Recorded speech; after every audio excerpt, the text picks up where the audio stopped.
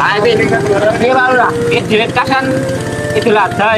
Oh iya, sesasi gas ya. Oh. Piye. Aku kan bar nilai sapi. Oh. Iki mau. Oh, iki mau. Piye baru.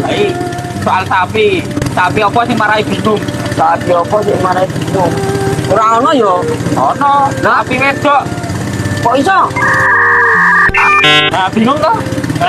Bingung toh? Ingat, infak tubuh desa Jawa, kamu bisa berkontribusi banyak kebaikan.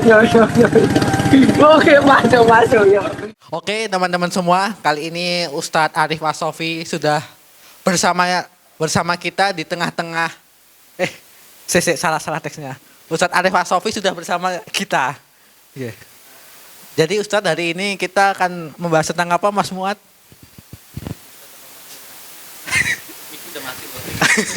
Nyalain aja. Nyalain aja. Oh, yang dimatiin Ustadz ya, akan maaf. Gimana Ustadz kabarnya? Alhamdulillah baik, dan langsung ke materi ya Ustadz.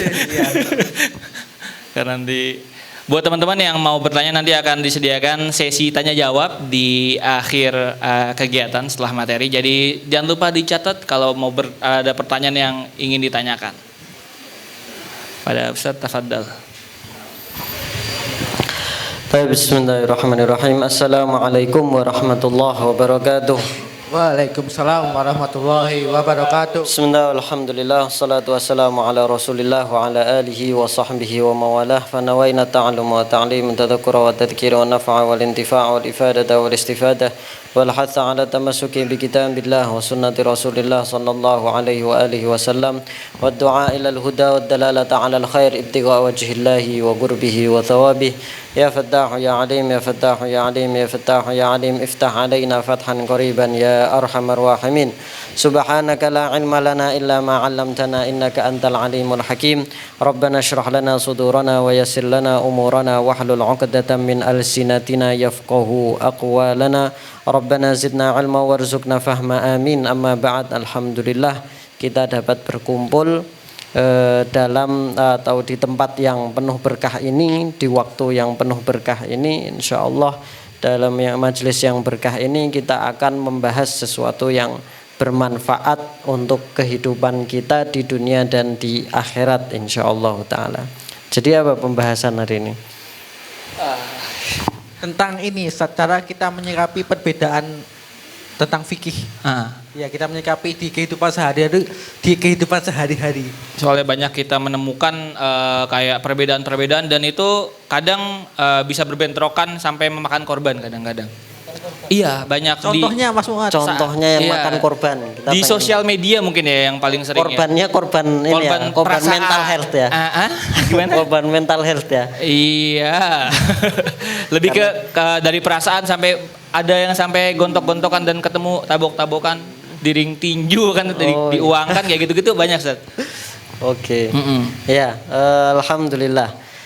Baik, jadi kita mau membahas sebenarnya ini mungkin dipaskan temanya dengan apa namanya fenomena yang belum lama terjadi ya di sosmed atau masih berlangsung ya, yaitu masalah apa kemarin itu masalah musik ya, yang musik. Mana Ustadz Adi Hidayat walaupun beliau tidak mendengarkan musik kata beliau, tetapi kan beliau memaparkan pendapat ulama secara objektif ya kan, bukan berarti saya tidak melakukan kemudian saya tiba-tiba mengharamkan kan, seperti itu. Nah, jadi kita mungkin akan membahas yang mau dibahas bukan materi itu, bukan tentang musiknya, enggak perlu dibahas, artinya itu sudah banyak lah yang bahas. Tetapi kita akan membahas bagaimana kita menyikapi perbedaan pendapat dengan orang lain ya, khususnya dalam masalah agama. Nah, khususnya dalam masalah agama. Nah, jadi itu yang kita mau bahas supaya kemudian fenomena ini itu tidak terjadi lagi. Nah, yang pertama kita harus ketahui bahwasanya perbedaan itu adalah suatu keniscayaan. Perbedaan antar umat manusia ya, antar satu orang dengan yang lain itu berbeda pendapat, itu adalah suatu keniscayaan dan memang Allah Subhanahu wa taala menginginkan itu. Nah, manusia ini diciptakan di dunia ini sebagai khalifah. Wa idz qala rabbuka lil malaikati inni ja'ilun fil ardi khalifah. Khalifah itu apa? Ini kita bahas agak lebih ke asasnya ya. Pondasi ininya. Pembahasannya. Khalifah itu adalah pengganti sebenarnya. Khalifah itu secara bahasa artinya pengganti. Orang yang menggantikan orang lain akan tugasnya itu disebut khalifah. Makanya Sayyidina Abu Bakar ketika menggantikan Rasulullah SAW dalam kepemimpinan negara ketika itu disebut dengan khalifah karena dia adalah pengganti. Nah, manusia ini ditugaskan oleh Allah Subhanahu wa taala di muka bumi ini untuk menjadi khalifah. Maksudnya untuk apa? Untuk menjadi pengganti. Tapi ini tentu kata-kata kiasan. Untuk menjadi pengganti untuk apa? Untuk memakmurkan bumi. Ya, untuk memakmurkan bumi. Allah Subhanahu wa taala berfirman, "Wa huwallazi ansha'akum wasta'marakum fiha." Ya. Dialah Allah yang apa? Yang menjadikan kalian yang menciptakan kalian dan memerintahkan kalian untuk memakmurkan bumi. Wasta'marakum fiha, untuk memakmurkan memakmurkan bumi. Nah, kemudian maka karena Allah Subhanahu wa taala ini menginginkan dari manusia ini untuk memakmurkan muka bumi ini atau bumi ini tadi, maka manusia ini harus mempunyai cara pandang yang berbeda-beda. Harus ada perbedaan di situ. Kenapa? Kalau manusia ini tidak berbeda-beda, maka akan seperti hewan. Seperti hewan itu gimana? Cara berpikirnya semuanya sama. Ya, kita lihat kambing. Mana ada kambing beda pendapat? Tidak ada. Kambing ada makanan ya semuanya makan. Tidak ada yang berdebat kambing, tidak ada. Ya, karena semuanya sama. Semua hewan itu cara berpikirnya sama. Satu-satunya yang cara berpikirnya itu beda-beda itu manusia. Kenapa? Karena kalau tidak beda-beda, tidak ada nanti yang jadi dokter, tidak ada yang jadi petani, tidak ada yang jadi ulama, tidak ada yang jadi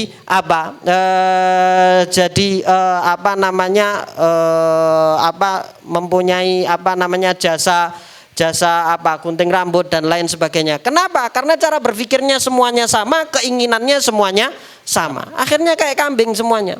Nah, karena sama semuanya, kan seperti itu. Maka diciptakan manusia itu berbeda-beda supaya mempunyai hasrat yang berbeda-beda, mempunyai cara berpikir yang berbeda-beda, mempunyai cara pandang yang berbeda-beda, sehingga banyak kepentingan-kepentingan yang perlu dilakukan untuk memakmurkan bumi ini semuanya terlaksana. Karena kalau sama semua tadi semuanya nanti jadi petani. Nah, yang jualan siapa? Semuanya jadi dokter, lah yang sakit siapa, kan gitu. Nah, misalnya seperti itu. Artinya harus memang hikmahnya. Ini bukan omongan saya, ini omongan para mufassirin ketika mereka para ahli tafsir ketika membicarakan masalah khilaf ini tadi. Nah, masalah khalifah, masalah isti'mar.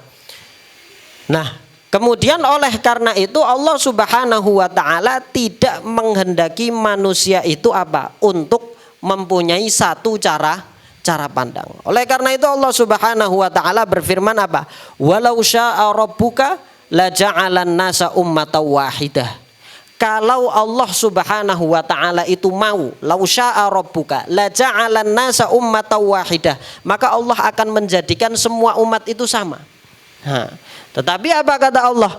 Wala yazaluna mukhtalifin. Tetapi Allah Subhanahu wa taala tetap menjadikan mereka berbeda-beda. Karena yang dijadikan cara berpikirnya sama sudah ada. Siapa itu? Ya hewan-hewan itu tadi. Cara berpikirnya sama. Makhluk yang Allah Subhanahu wa taala ciptakan dengan cara berpikir yang sama sudah ada.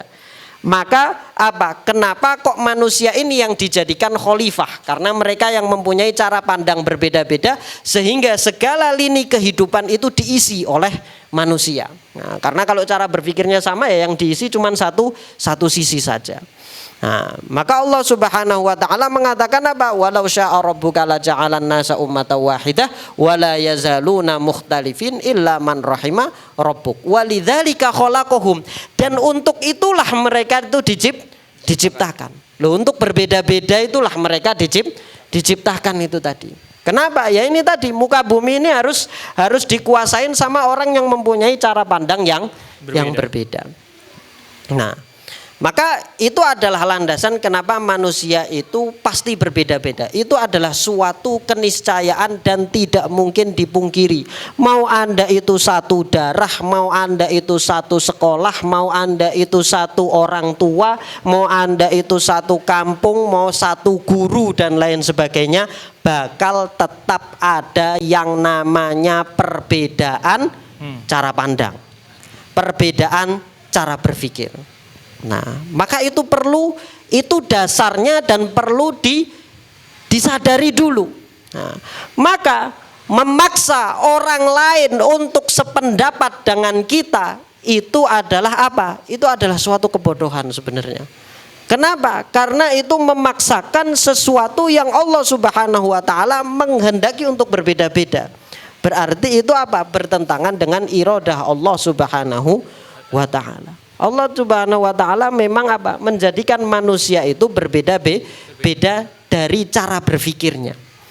Nah, kemudian maka kita harus tahu, maka manusia ini mempunyai apa? Mempunyai karakter. Ya. Karakter akal manusia, juga ada karakter jiwa manusia yang kemudian mempengaruhi cara pandang manusia ini tadi. Manusia itu akalnya ada yang kuat, artinya kecerdasannya itu berbeda-beda tingkatannya. Kecerdasan manusia itu berbeda-beda dan semuanya mungkin merasakan ketika sekolah ada anak-anak yang pintar, yang pas SD aja lah, nggak usah yang pas tinggi-tinggi mungkin ya. Ada yang pinter-pinter ya, dikasih diajarin sedikit paham dan lain. Ada yang otaknya agak bebal ya, diajari 40 kali masih masih paham. Susah paham walaupun nanti ini. Tapi tetap ketika dia berusaha mungkin dia kemudian dia bisa survive. Okay. Ya, bisa survive. Nah, ini ini adalah tabiat akal manusia. Memang dibikin beda-beda oleh Allah Subhanahu wa taala. Kemudian selain kecerdasan itu beda-beda, ya, itu pertama mempengaruhi kecerdasan beda-beda itu yang pertama dia akan mempengaruhi satu faktor yang mempengaruhi penyebab perbedaan pendapat. Yang kedua itu Yang kedua adalah faktor yang masuk, input yang masuk kepada otak manusia itu beda-beda, ya. Orang tinggal di mana, tinggal sama siapa, orang tuanya siapa, lingkungannya siapa, itu masuk menjadi input di otaknya dia dan itu menjadi pondasi dia dalam membangun pandangan, membangun pikiran, ya. Karena orang itu lahir dari lingkungan yang berbeda-beda, daerah yang berbeda-beda, cara pandang orang tua yang berbeda-beda, ya, pendidikan yang berbeda-beda, maka otomatis itu menjadi faktor lagi dalam masalah perbedaan pendapat. Nah, ya, kemudian juga kemudian jiwa manusia. Nah, jiwa manusia ini atau yang kita sebut dengan nafsu manusia. Nafsu manusia ini tadi juga mempengaruhi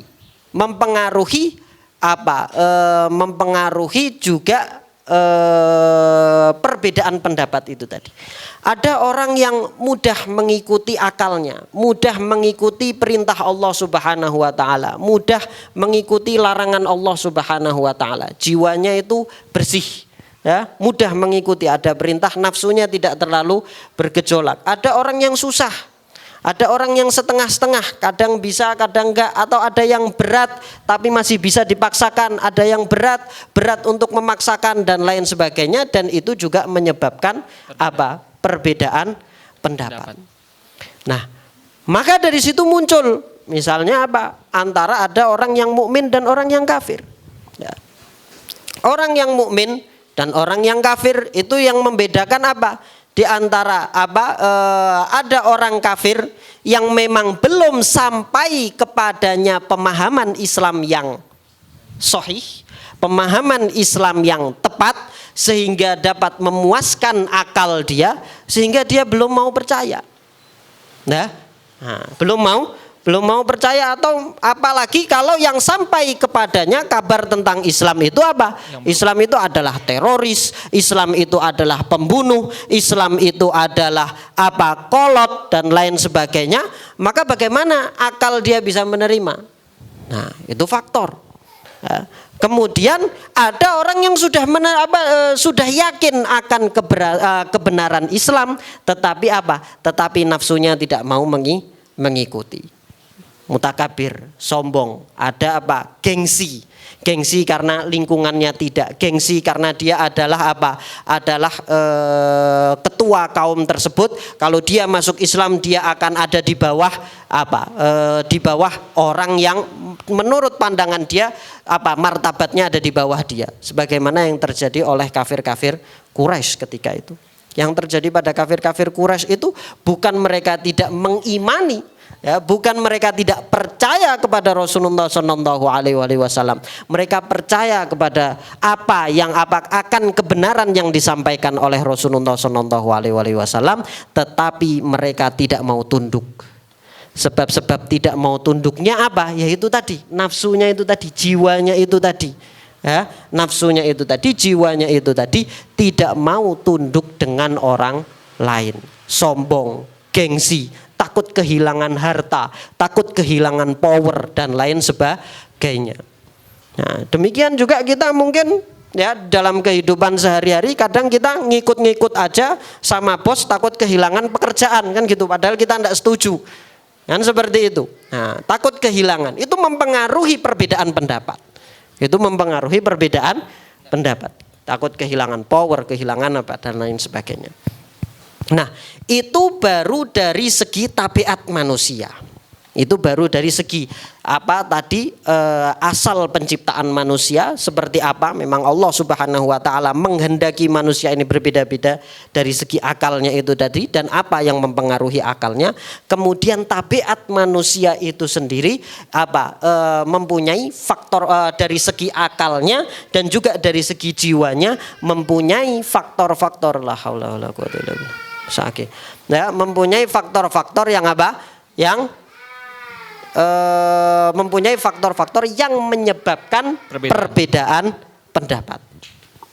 Dari sini kita sudah paham bahwasanya tidak mungkin manusia itu bersatu dalam satu pendapat.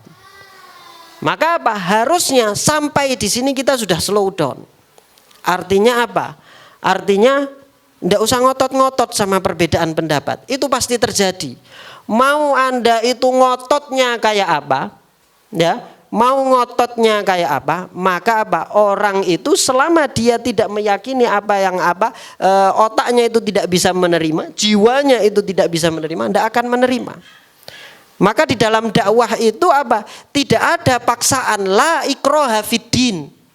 Di dalam agama itu tidak ada paksaan loh. Untuk masuk Islam saja tidak ada paksaan. Kok ikut pendapat ente harus ada paksaan. Nah, kan seperti itu. Untuk masuk Islam aja tidak ada paksaan. Tidak ada ngotot-ngototan di dalam masuk Islam. Mau masuk Islam ahlan wa sahlan, tidak mau masuk Islam Allah yahdik. Dan seperti itu. Semoga Allah memberimu hidayah. Kan seperti itu. Tapi apakah ente tidak mau masuk Islam? Pateni we. Nah, tidak boleh. Tidak boleh. Tidak boleh, diharamkan. Ya kan? Diharamkan untuk apa? Untuk menyakiti orang apa? Orang non muslim yang tidak menyakiti kita. Mereka baik-baik saja. Oleh karena itu Rasulullah Shallallahu Alaihi Wasallam sampai bersabda apa? Man adza dzimmiyan faqad adzani. Barang siapa yang menyakiti non muslim yang tidak memerangi kita, maka dia telah menyakitiku. Telah menyakiti siapa? Menyakiti Rasulullah Shallallahu Alaihi Wasallam. Kenapa? Karena telah menodai nama Rasulullah Shallallahu Alaihi Wasallam sebagai pembawa syariat ini. Maka tidak boleh. Bahkan orang tua kalau misalnya naudzubillah dia non muslim tetap di dalam Islam harus apa? Harus perlakukan apa dengan baik. Kan? Itu dengan non muslim yang beda akidah, ya, beda apa? Beda Tuhan malahan. Ya, beda keyakinan dengan dengan non muslim itu tadi. Bahkan Allah Subhanahu wa taala melarang kita untuk mencela Tuhan mereka. Allah Subhanahu wa taala berfirman apa? Wala tasubbul ladzina. Jangan dilarang untuk mencela mereka. Wala tasubbul ladzina yad'una min dunillahi fayasubbullaha adwan bighairi ilmin. Janganlah kamu mencela orang-orang yang apa? Yad'una min dunillah, artinya menyekutukan Allah Subhanahu wa taala sehingga mereka nanti akan mencela balik Allah Subhanahu wa taala. Loh, dia non muslim, tidak boleh kita cela. Loh kok ini sesama muslim kok mencela ini piye ceritanya? Kan yang lebih parah kan yang itu. Harusnya itu kan boleh dicela. Kalau yang ini boleh dicela. Kan seperti itu. Logikanya kan gitu. Nah, seperti itu. Bahkan Allah Subhanahu wa taala berfirman apa? Berkaitan dengan orang kafir apa? La yanhaakumullahu 'anil ladzina lam yuqatilukum fiddin walam yukhrijukum min diyarikum antabarruhum wa tuqsitu ilaihim innallaha yuhibbul muqsitin. La yanhaakumullah, Allah tidak melarang kalian, ya, 'anil ladzina lam yuqatilukum fiddin wa yukhrijukum an diyarihim. Tidak melarang untuk kalian itu apa? Berinteraksi dengan orang-orang kafir yang tidak menyerang kalian dan juga tidak tidak mengeluarkan kalian dari rumah kalian, antabarruhum, untuk kalian berbuat baik kepada mereka, wa tuqsitu ilaihim, dan berbuat adil kepada mereka. Innallaha yuhibbul muqsitin. Sesungguhnya Allah mencintai orang-orang yang berlaku adil. Itu sama siapa? Sama non muslim, sama orang kafir. Nah, maka sebenarnya dari sini harusnya kita sudah paham bagaimana kita berperilaku dengan sesama muslim. Nah, sesama muslim kita harusnya sudah bisa tahu bagaimana kita berperilaku. Nah, kemudian kita akan menjelaskan sekarang masuk pada perbedaan antar muslim ini, perbedaan pendapat antar muslim dalam masalah agama. Dalam masalah dunia kalian lebih tahu, ya, dalam masalah dunia kalian lebih tahu. Tapi kita mau berbicara tentang perbedaan pendapat perbedaan pendapat dalam masalah agama. Nah, dalam masalah agama. Maka dalam masalah agama, ya, dalam masalah agama itu kita punya sumber hukum. Kita punya sumber hukum, yaitu apa? Al-Quran dan hadis. Dan punya satu alat penting untuk memahami Al-Quran dan hadis, yaitu apa? Yaitu apa? Bahasa Arab. Ini salah satu alat penting. Ya, alatnya banyak. Salah satu alat penting. Bahasa Arab itu pun ada 12 ilmu. Kan seperti itu. Ini secara umumnya bahasa Arab. Nah, maka untuk memahami bagaimana terjadinya perbedaan itu tadi, kita harus mengetahui karakter Al-Quran itu seperti apa, karakter hadis itu seperti apa, dan karakter bahasa Arab itu seperti apa. Maka kita akan pahami kenapa perbedaan itu terjadi. Kenapa perbedaan itu terjadi. Dan apakah perbedaan itu memang dikehendaki oleh Allah Subhanahu wa taala, apa hukumnya perbedaan itu tadi? Siapa yang salah dan siapa yang benar? Kan seperti itu. Nah, maka kita harus tahu bahwasanya apa? Perbedaan ini, ya, perbedaan pendapat ini, nah, kita ke sini dulu. Perbedaan pendapat ini telah terjadi di masa Rasulullah Shallallahu Alaihi Wasallam dan di masa sahabat. Ketika Rasulullah Shallallahu Alaihi Wasallam itu hidup, itu sudah terjadi perbedaan pendapat di dalam masalah fikih. Contohnya apa? Contohnya adalah yang diriwayatkan di dalam Sahih Bukhari an Ibnu Umar, ya, dari Sayyidina Ibnu Umar, bahwasanya Rasulullah Shallallahu Alaihi Wasallam ketika pulang dari perang Khandaq, ya, ketika pulang dari perang Khandaq, Rasulullah Shallallahu Alaihi Wasallam bersabda, la yusalliyanna ahadun al-asra illa fi Bani Quraidah. Tidak ada satupun dari kalian yang sholat kecuali kalau sudah sampai di Bani Quraidah. Nah, ini perintah ya, perintah. Lafalnya apa? Tidak ada satupun dari kalian, la yusalliyanna ahadun al-asra, sholat asar. Tidak ada satupun dari kalian sholat asar kecuali apa? Sudah sampai di Bani Quraidah. Kenapa? Karena setelah perang Khandaq langsung apa? Mau lanjut perang Bani Quraidah. Mau langsung lanjut perang setelah perang Khandaq. Ya, karena ada pengkhianatan dari Yahudi Bani Quraidah. Nah, maka berjalanlah para sahabat itu menuju perkampungan Bani Quraidah. Maka kata Ibnu Umar, perawinya mengatakan apa? Fa'adraka ba'duhumul asra fit thariq. Maka sebagian sahabat itu waktu asarnya habis, waktu asarnya sudah mau habis, sedangkan mereka masih di jalan. Masih di jalan. Wah. Maka terjadi perbedaan pendapat antar para sahabat. Terjadi perbedaan pendapat antar para sahabat. Ini gimana ini? Waktu asar sudah mau habis. Kita belum sampai Bani Quraidah. Sholat apa enggak? Sholat asar apa enggak? Maka kata Sayyidina Ibnu Umar faqala ba'duhum la nusalli hatta na'tiyaha. Kita tidak bakal sholat kecuali memang kita sudah sampai Bani Quraidah, karena Rasulullah nyuruhnya seperti itu. Jangan sholat. Walaupun asarnya habis, kita tetap lanjut jalan, tidak sholat dulu. Karena perintahnya seperti itu zahirnya.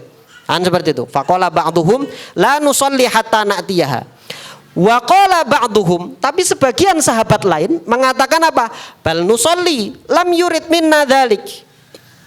Justru kita tetap sholat karena Rasulullah SAW ngomong gitu, tujuannya bukan itu. Tujuannya biar kita cepet-cepet supaya kita bisa sampai Bani Quraidah sebelum sebelum maghrib. Nah, maka berbeda pendapat ini para sahabat ini. Satu melihat pada zahir teks, zahirnya tidak boleh tidak boleh sholat sebelum sampai Bani Quraidah. Dan ini lafadznya umum, ya kan, lafadznya umum. Mau asarnya habis, mau asarnya tidak habis, Rasulullah tidak jelaskan juga kalau asarnya habis seperti apa. Kan seperti itu. Yang jelas sekarang teksnya seperti itu, ya kan. Yang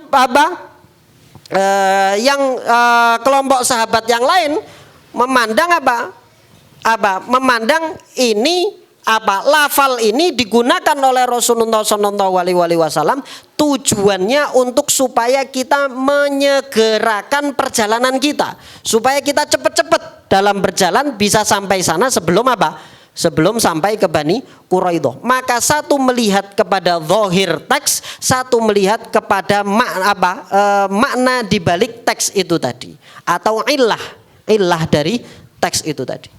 Yang kemudian ini dikatakan bahwasanya bahwasanya ini adalah awal terbentuknya ada pemahaman ahlul hadis dan ahlul ra'yi. Ya, di kalangan ulama.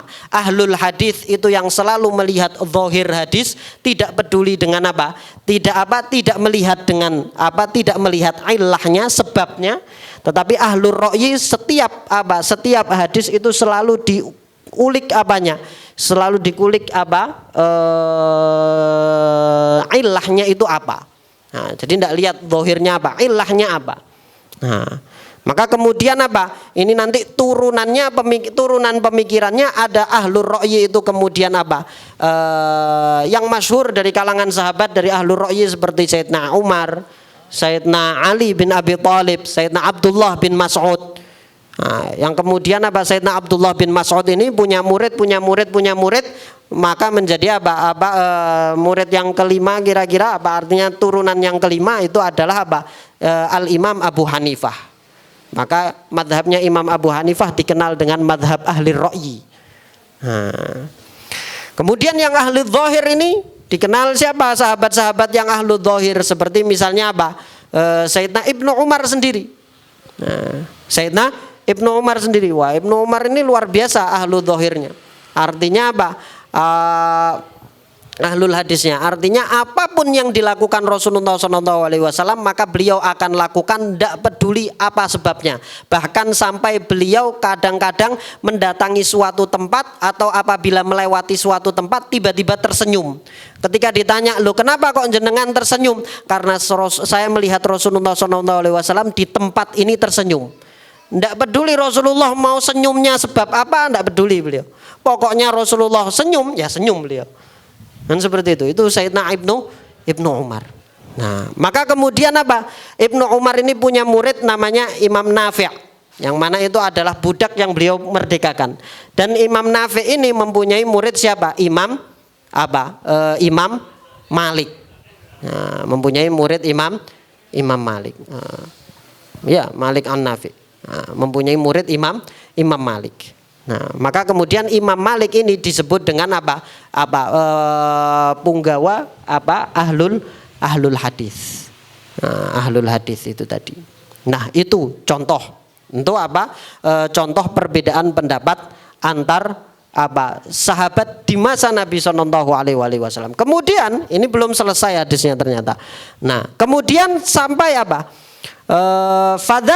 fadzukira lin Nabi sallallahu alaihi wasallam. Maka kemudian kasus perbedaan pendapat ini tadi ya diceritakan kepada Rasulullah sallallahu alaihi wasallam bahwasanya ini tadi terjadi perbedaan pendapat ya antar sahabat. Satu sholat, satu ndak sholat.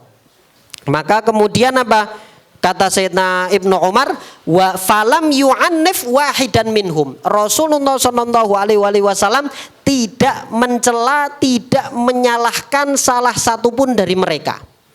Tidak mencela dan tidak menyalahkan salah satu pun dari mereka.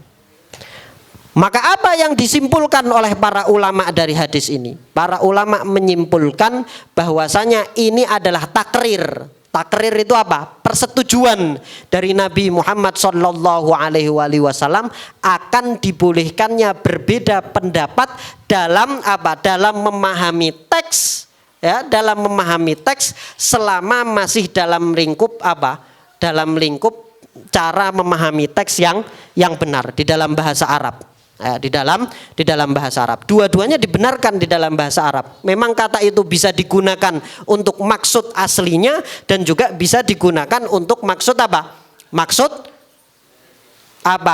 Maksud dibalik itu tadi. Misal saya kasih contoh. Ya, misal saya kasih contoh. Nah, apabila ini di dalam ilmu balaghah disebut disebut dengan kinayah.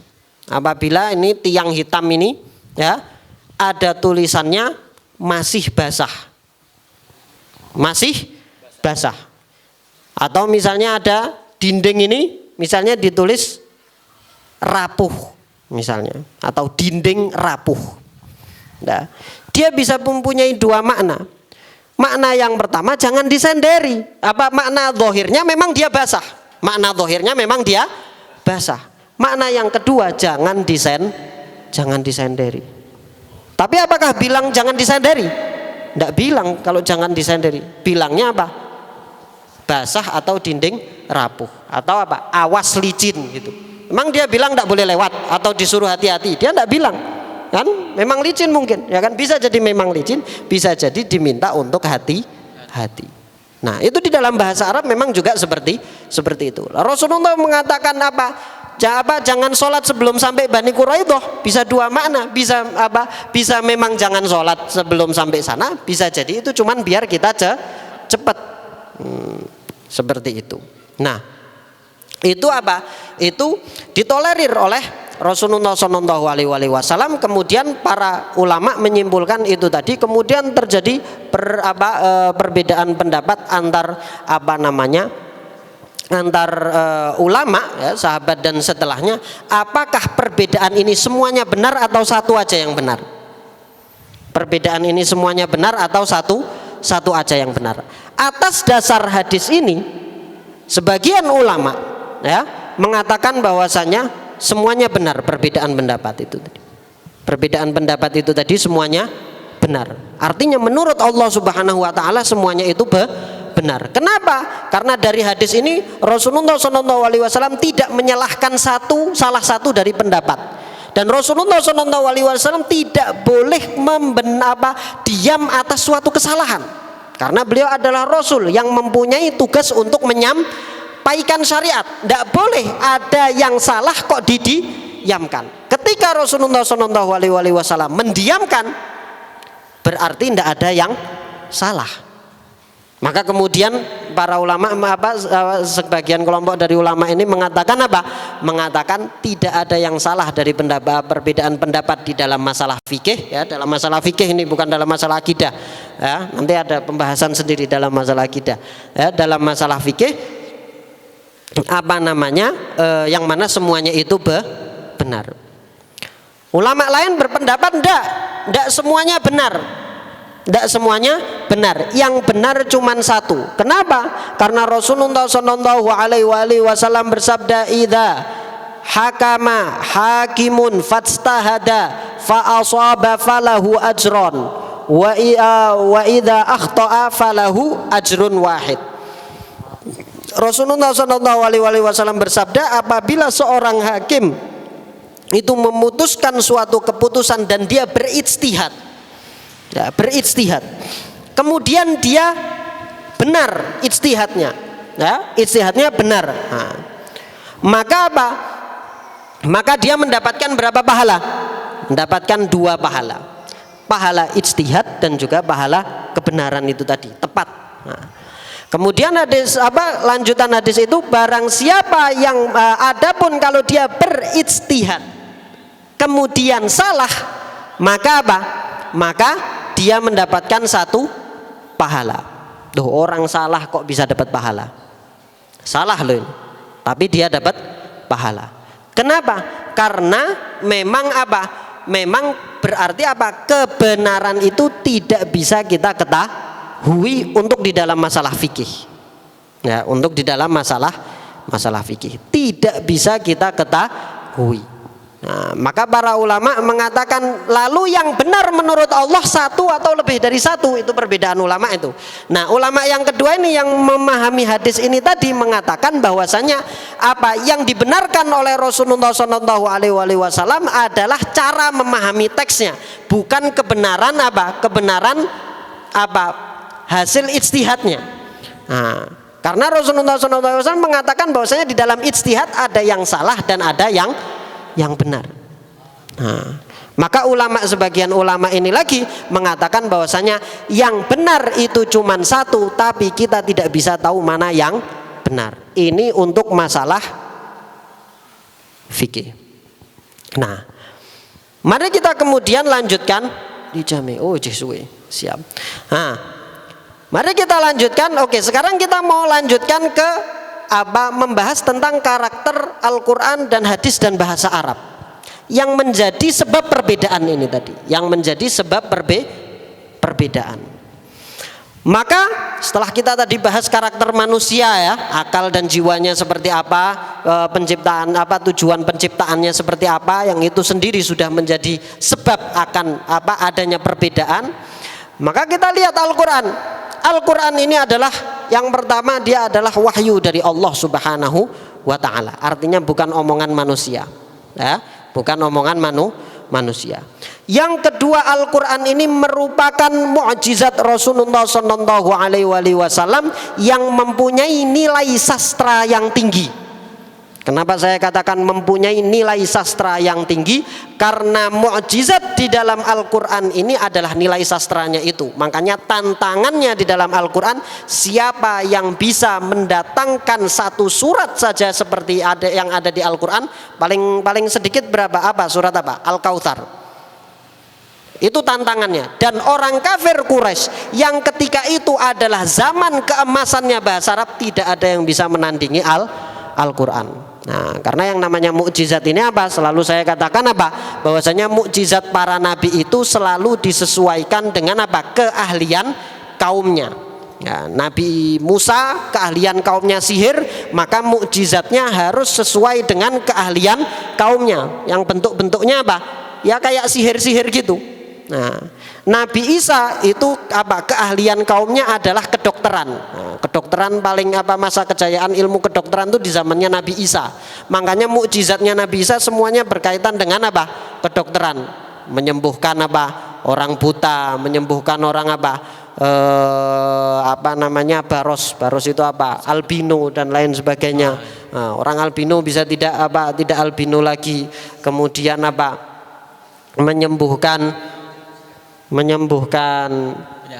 Menghidupkan orang mati, ya. Orang buta bisa melihat. Nah, itu kan semuanya tentang kedokteran. Kenapa? Karena keahlian kaumnya ketika itu apa? Tentang apa? Di dalam ilmu kedokteran. Tidak adil dong kalau misalnya apa? Mukjizatnya keahlian kaumnya apa? Artinya tidak pantas untuk ditantangkan. Ya, menantangkan sesuatu yang memang kaum itu tidak ahli. Sama seperti misalnya apa? Seorang ulama menantang seorang dokter untuk berijtihad. Ya tidak mungkin. Dokter ya nantang tentang masalah kedokteran kan gitu. Tukang sihir nantang kok dokter. Ya tidak bisa. Ya kan nggak apple to apple itu namanya. Nah, maka apa? Maka dalam masalah apa? Mukjizat itu selalu apa? Disesuaikan dengan keahlian kaumnya supaya benar-benar jadi mukjizat. Benar-benar apa? Menjadi tantangan bagi kaumnya. Yang mereka benar-benar merasa lemah, dan ini bukan dari apa? Dari manusia, ini pasti dari Allah Subhanahu wa taala. Bukan karena lu. Ini bukan zaman keemasan bahasa Arab terus tantangannya bahasa Arab. Ya wajar aja saya tidak bisa. Kan seperti itu. Paham ya? Nah, itu mukjizat itu seperti itu. Maka ini mempunyai nilai sastra yang tinggi Al-Qur'an ini. Maka bisa difahami bagaimana sulitnya memahami Al-Qur'an itu tadi. Ketika dia mempunyai nilai sastra yang tinggi di masa kejayaan bahasa Arab. Nah, kalau yang suka sastra paham bagaimana, makanya di Al-Qur'an itu banyak kiasan dan lain sebagainya, nanti akan kita sebutkan. Nah, kemudian Al-Qur'an ini mempunyai sifat yang mana dia diriwayatkan secara mutawatir.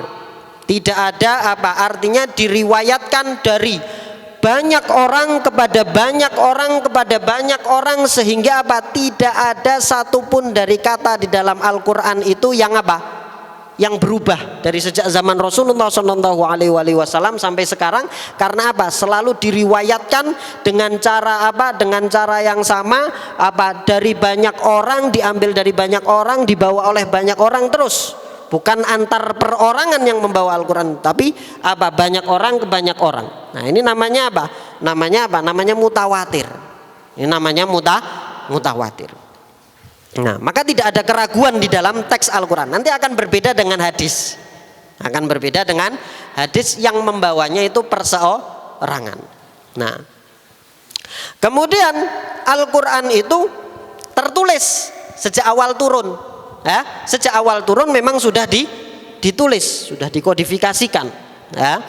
Nah, kemudian juga Al-Quran ini mendapatkan perhatian khusus dalam penghafalan dan penyebarannya. Ini saya sebutkan karena nanti mau saya compare sama hadis.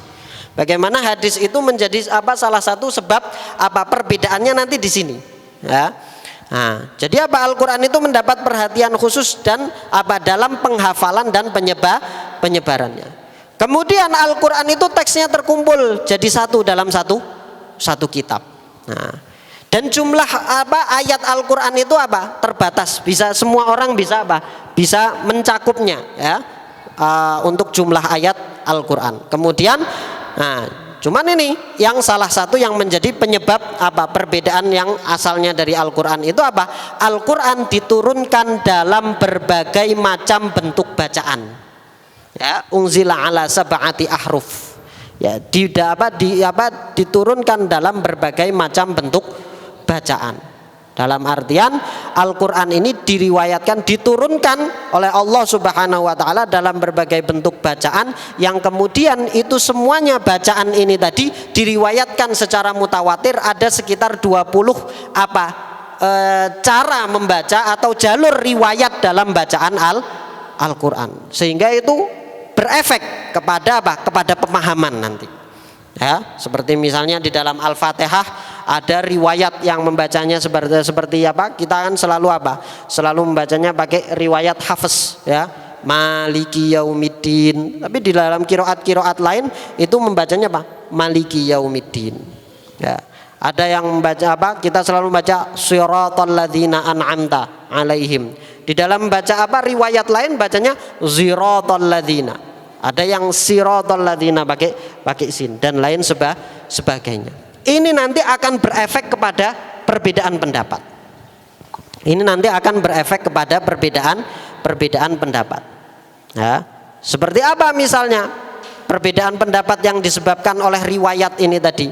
Disebabkan perbedaan riwayat, yaitu perbedaan pendapat dalam misalnya ayat wudhu, misalnya. Ayat wudhu bunyinya gimana ayat wudhu? Ya, idza qumtum ila sholati faghsilu wujuhakum wa aydiyakum ilal marafiqi wamsahu biru'usikum. Yang selalu kita baca wa arjulakum ilal ka'bain. Itu riwayatnya Imam Nafi'. Itu riwayatnya siapa? Itu riwayatnya Imam Nafi', kemudian riwayatnya Ibnu Umar dan Al-Kasai, ya, wa arjulakum. Tetapi di dalam riwayatnya Imam Ibnu Katsir, Imam Abu Amr dan Imam Hamzah itu wa arjulikum. Wa arjulikum. Famsahu biru'usikum wa arjulikum.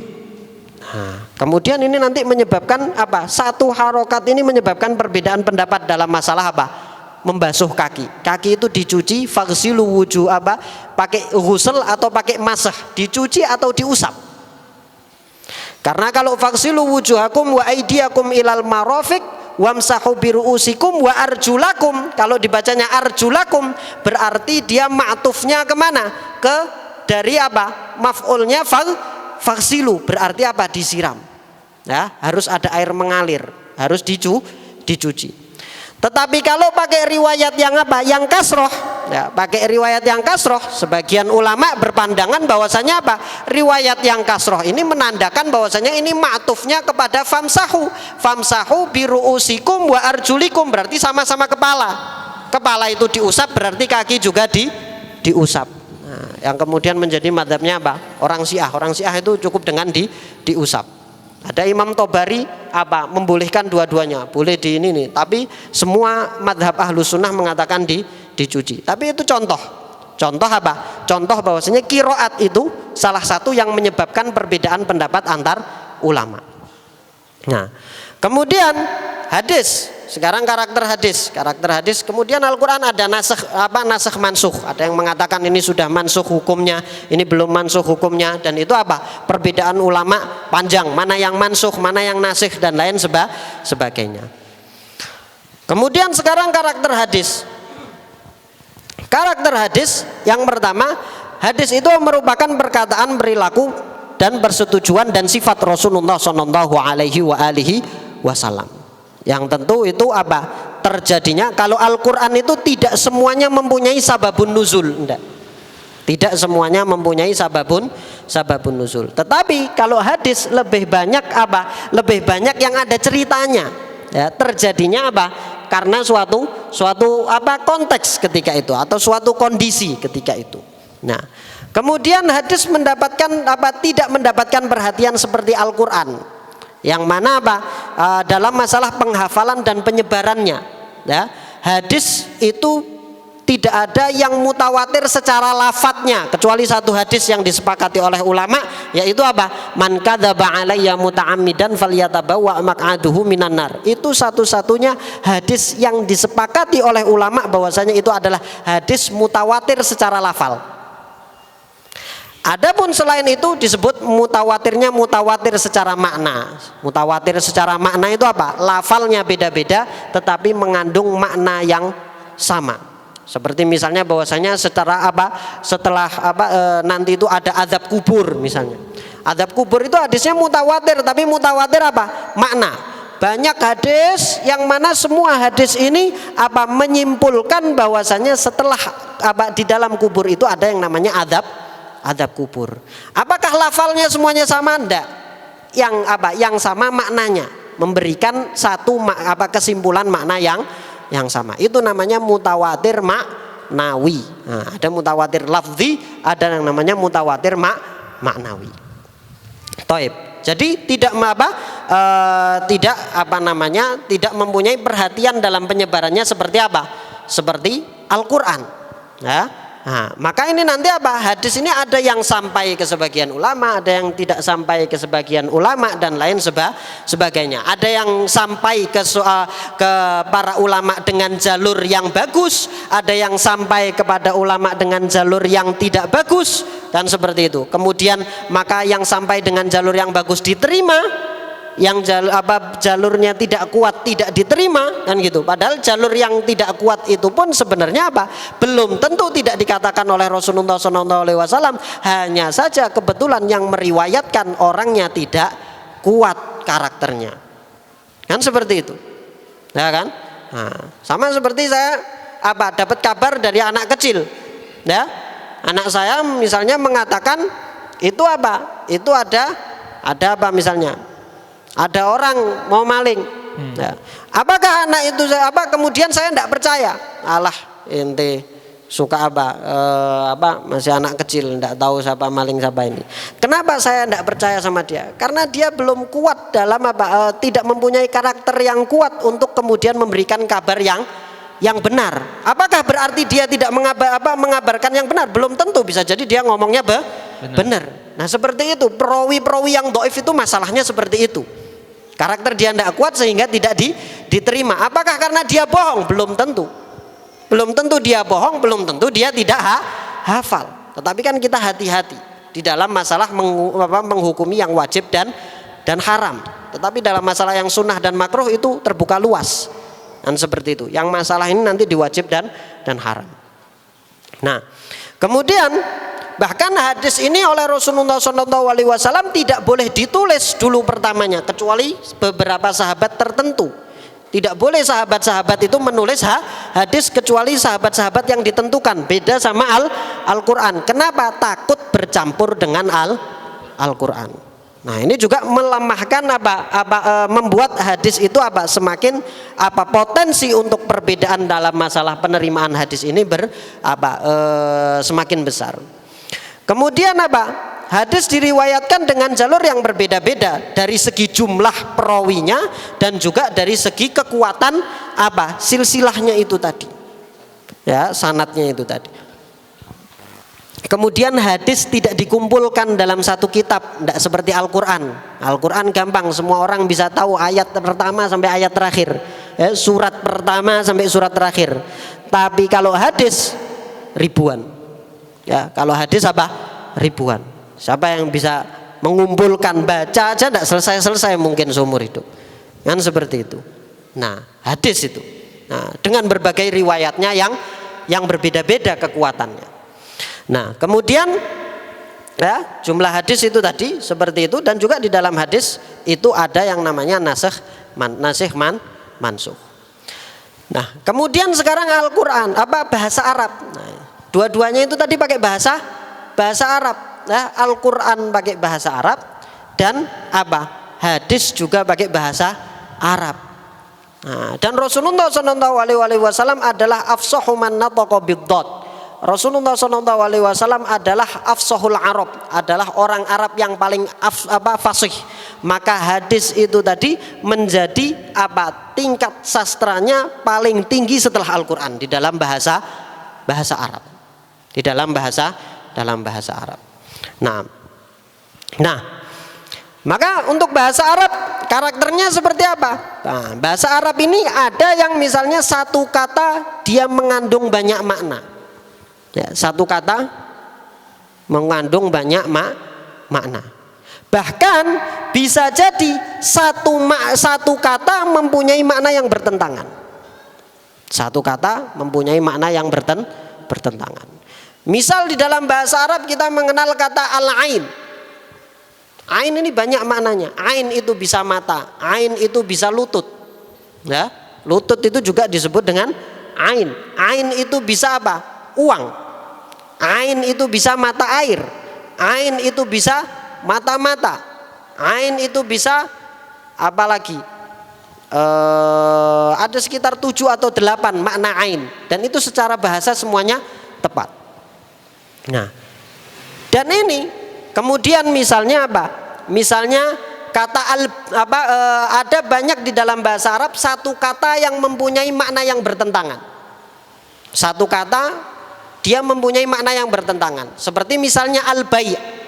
Al-bai' wasyira. Al-bai' itu artinya apa? Dia bisa digunakan untuk digunakan untuk membeli, dia juga bisa digunakan untuk menjual. Nah, menjual dan membeli bahasa Arabnya bisa menggunakan kata bai'. Demikian juga yang sering digunakan untuk membahasa Arabkan kata beli, yaitu asyira. Asyira itu apa? Syara yasri atau ishtara yashtari biasanya. Itu juga mempunyai kata makna kata membeli dan juga mempunyai makna kata menjual. Makanya di dalam surat Yusuf wa syarauhu bitsamanin bakhsin. Syarauhu di sini artinya bukan membeli tetapi menjual justru. Dan mereka menjual Nabi Yusuf ini dengan harga yang murah. Wa syarauhu bitsamanin bakhsin. Padahal kita kalau belajar bahasa Arab sekarang selalu diajarkan bahwasanya ishtara yashtari itu artinya apa? Membeli. Nah, padahal dia mempunyai 2 makna. Di antara yang menyebabkan perbedaan hukum misalnya, di antara yang menyebabkan perbedaan hukum misalnya adalah kata apa? Wal mutallaqatu yatarabbasna bi anfusihinna thalathata quru. Quru ini yang kemudian menyebabkan perbedaan pendapat antar ulama. Kenapa? Karena quru itu al-qur itu di dalam bahasa Arab mempunyai 2 makna yang bertentangan. Al-athhar wal hiyad. Bisa diartikan haid, bisa diartikan suci. Maka orang yang diceraikan wal mutallaqatu yatarabbasna iddahnya berapa? 3 quru. 3 quru ini apa? 3 haid atau 3 suci? 3 haid atau 3 suci, karena quru dua-duanya bisa diartikan haid, bisa diartikan suci. Yang kemudian madhab Syafi'i mengambil kata suci, dan madhab Imam Abu Hanifah mengambil kata haid. Maka di dalam madhab Syafi'i orang yang diceraikan maka iddahnya berapa? 3 kali suci. Kalau di dalam orang madhab Hanafi maka selesai iddahnya 3 kali haid. Hanya gara-gara kata-kata quru yang mempunyai 2 makna, yang maknanya saling bertentangan. Di dalam ayat juga ayat muharramat, misalnya mahram yang membicarakan tentang mahram. Wala tankihu ma nakaha abaukum illa ma qad salaf. Dan janganlah kalian tangkihu, ya, kita artikan gampangannya menikahilah, ya, menikahi manakaha abaukum, yang dinikahi oleh orang tua ayah kalian kecuali yang sudah lalu di masa jahiliyah. Kata nikah di dalam bahasa Arab dia punya 2 makna, punya 3 makna sebenarnya. Tapi kita konsen sama 2 makna. Nikah punya makna hubungan biologis, nikah juga punya makna akad. Ya, kalau kita di dalam bahasa Indonesia kawin. Ya, kalau belajar belajar biologi perkawinan itu apa? Nah, definisinya kan hubungan biologis. Kan seperti itu. Tetapi juga kita gunakan untuk kata akad. Ya, kata kawin itu. Nah, nikah itu seperti itu. Dia bisa diartikan apa? Akad. Dia juga bisa diartikan hubungan biologis. Efek hukumnya di mana? Orang yang melakukan hubungan biologis di luar nikah menjadi haram untuk anaknya atau tidak? Misalnya seseorang melakukan hubungan biologis di luar nikah. Apakah perempuan yang dizinai oleh ayah seseorang ini tadi menjadi haram untuk anaknya atau tidak? Maka di dalam mazhab Syafi'i mengartikan kata nikah di sini adalah akad. Maka mereka mengatakan tidak menjadi haram. Kenapa? Karena tidak melalui akad. Karena nikahnya dimaknai dengan akad. Mazhab Imam Abu Hanifah hendak. Apabila ada seorang ayah berzina dengan seorang wanita, maka wanita ini menjadi haram bagi anaknya. Kenapa? Karena dia mengartikan kata nikah ini sebagai hubungan biologis. Apakah salah? Tidak bisa disalahkan. Memang artinya di dalam bahasa Arab dua-duanya menampung. Paham ya? Nah, itu karakter di dalam bahasa Arab. Nah, kemudian apa? Nah, satu makna punya banyak ungkapan.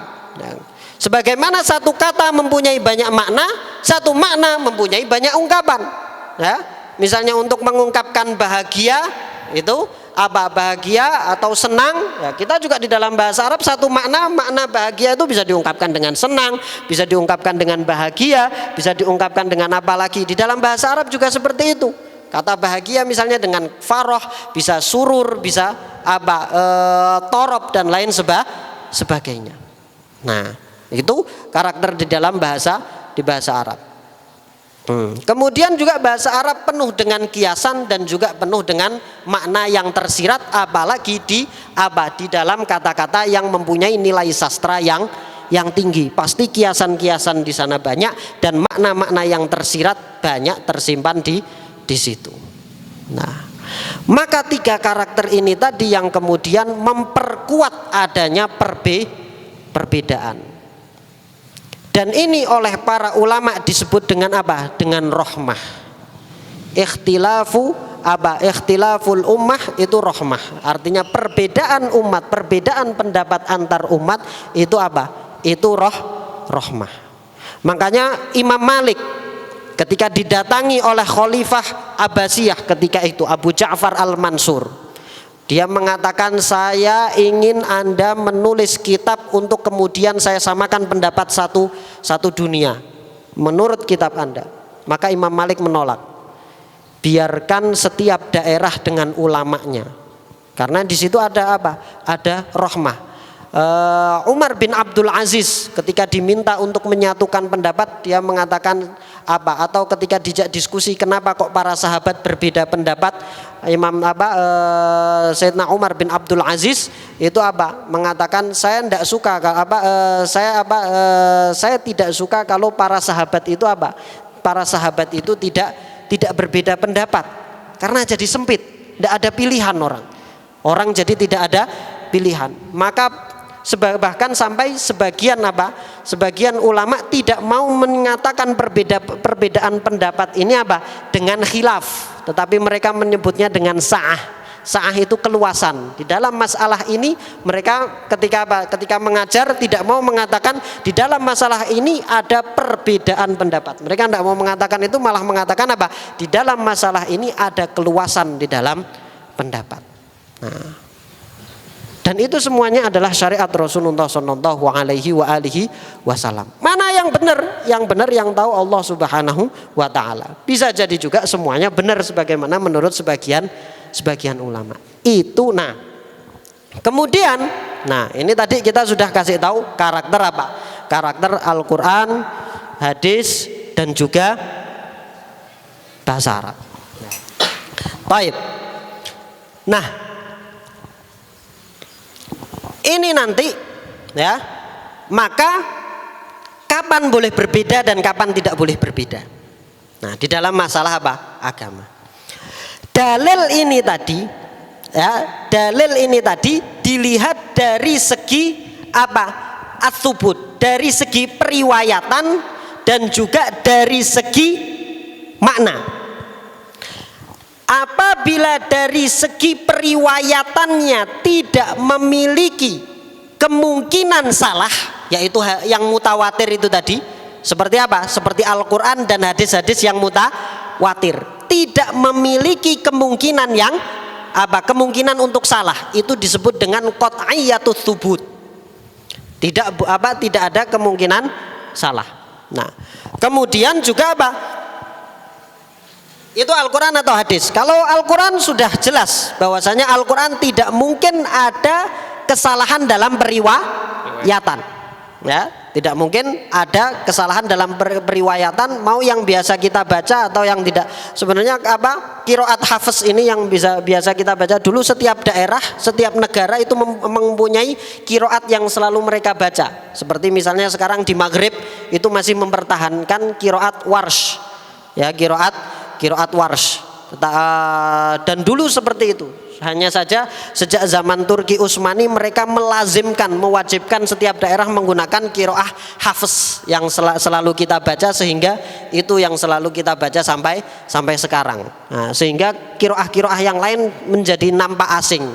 Nah, kalau antum sholat terawih di Masjid Al Azhar sana, ya itu setiap qiraat dengan apa? Setiap rokaat itu dengan qiraat yang berbeda. Nah, maka bisa mengetahui qiraat itu tadi. Ada yang membaca misalnya kayak mungkin antum pernah dengar wadduha walaili idza saja, itu qiraat mutawatir, diriwayatkan secara mutawatir dan dipakai di dalam sholat. Nah, itu riwayatnya apa? Mutawatir, berarti tidak ada kemungkinan salah. Nah, itu dari segi apa? Periwayatan. Nah, hadis tidak semuanya, ya. Hadis itu tadi ada yang tidak mungkin salah, ada yang mutawatir lafzi, berarti tidak mungkin salah periwayatan lafadznya. Mutawatir maknawi berarti tidak mungkin salah maknanya, tetapi lafalnya boleh salah, boleh. Ya, lafalnya boleh salah, boleh. Nah, itu berarti apa? Berarti itu apa? Premisnya itu apa? 100% benar. Ya, dari segi periwayatan. Karena ini kan nanti untuk membangun premis ini nanti. Ya.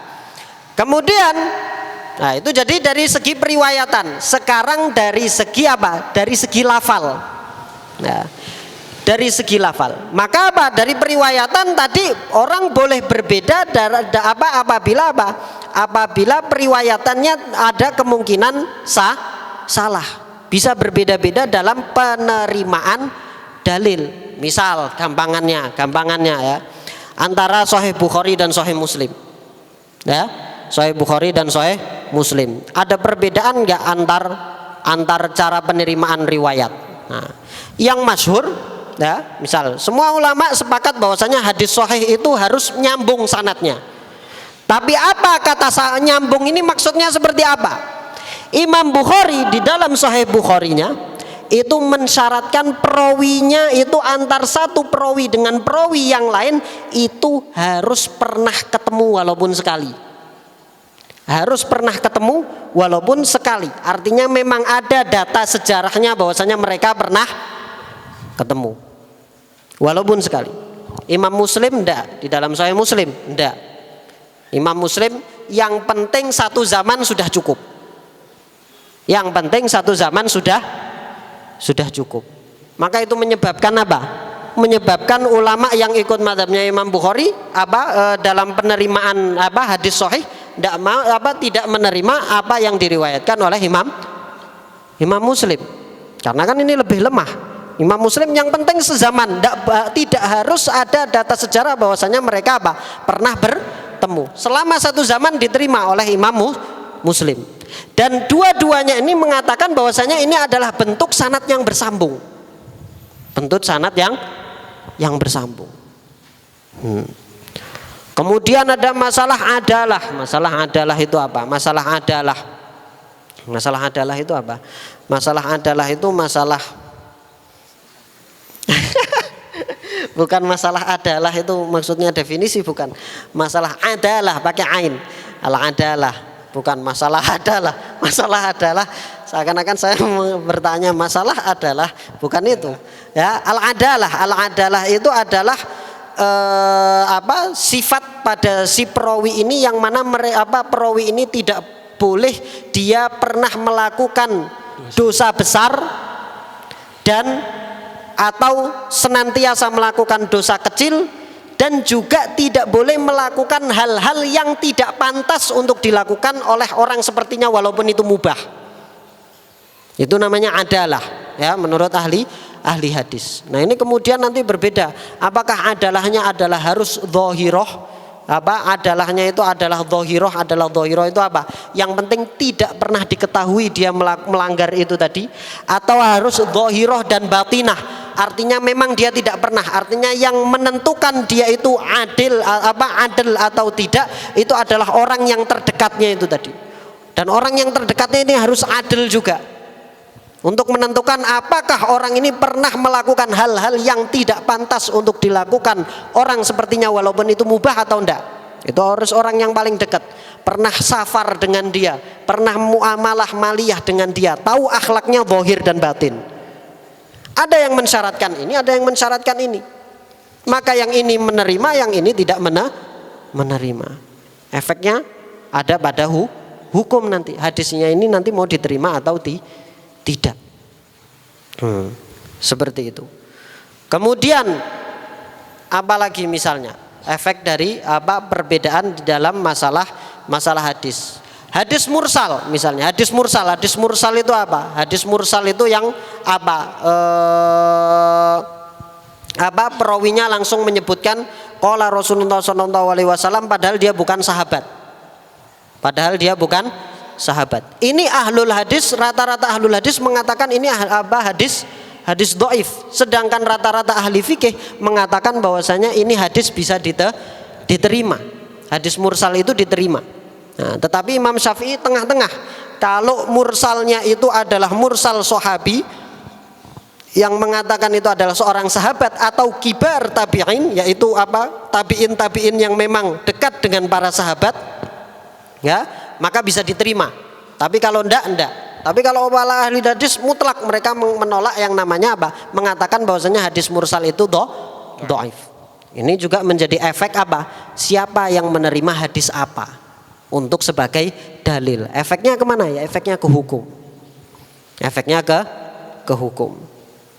Ada yang misalnya mensyaratkan, misalnya Imam Abu Hanifah mensyaratkan mensyaratkan bahwasanya hadis itu harus tidak boleh tidak diamalkan oleh perawinya, atau perawinya tidak boleh mengamalkan yang bertentangan dengan hadis tersebut. Kalau perawinya mengamalkan yang bertentangan dengan hadis tersebut, berarti hadis tersebut bisa jadi sudah mansuh. Mansuh. Nah, dikatakan bahwasanya contohnya adalah masalah mencuci hadis najis anjing yang 7 kali itu. Ya, mencuci najis anjing yang 7 kali. Di dalam mazhab Abu Hanifah 3 kali aja.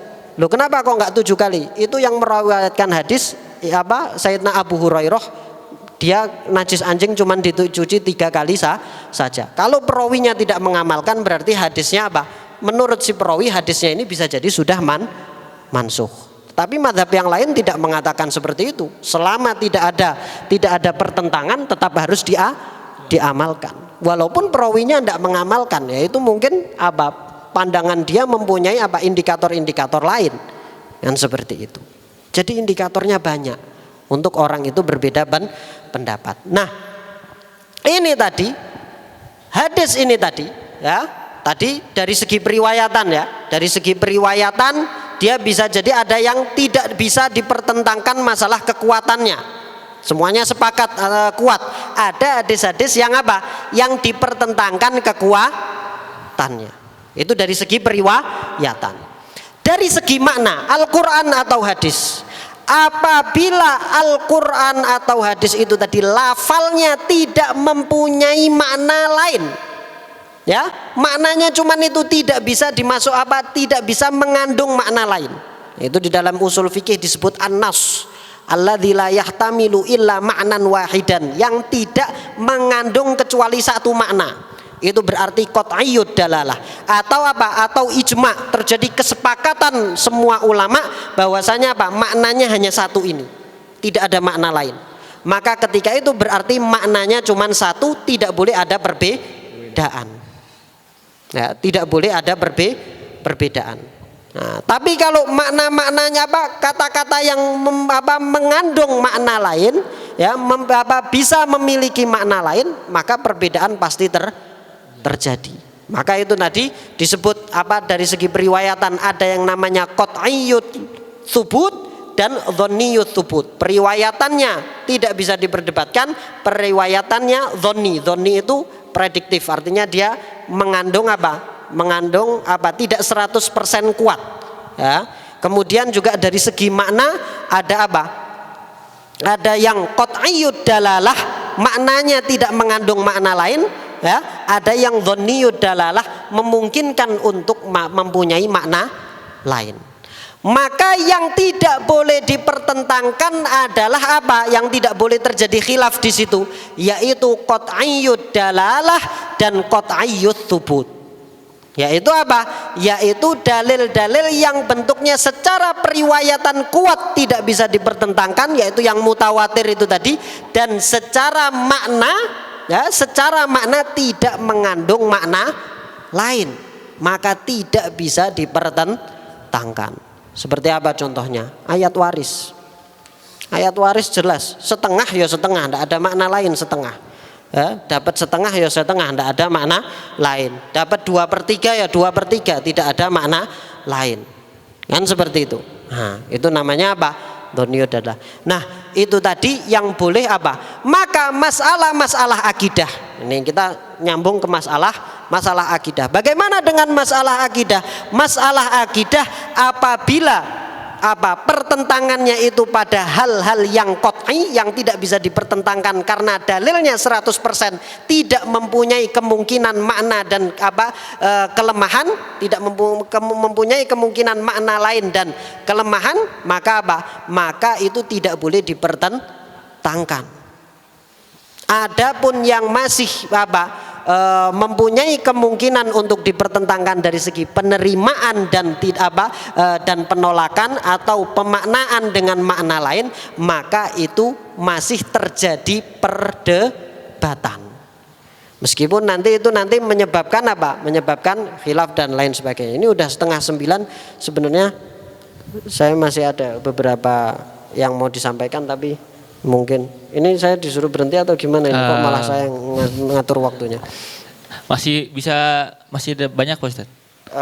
Bisa dibanyakkan, bisa disedikitkan. Oh enggak, soalnya nanti habis ini kayaknya kita akan ada sesi tanya jawab, mungkin dari teman-teman juga sudah punya banyak sekali keresahan, tapi saya percepat dikit ya. Iya, Saya percepat dikit. Untuk masalah akidah, tadi kita sudah berbicara. Saya mau berbicara masalah apa tadi? Masalah apa? Menyikapi perbedaan itu tadi ya. Untuk masalah akidah misalnya. Nah itu tadi apa?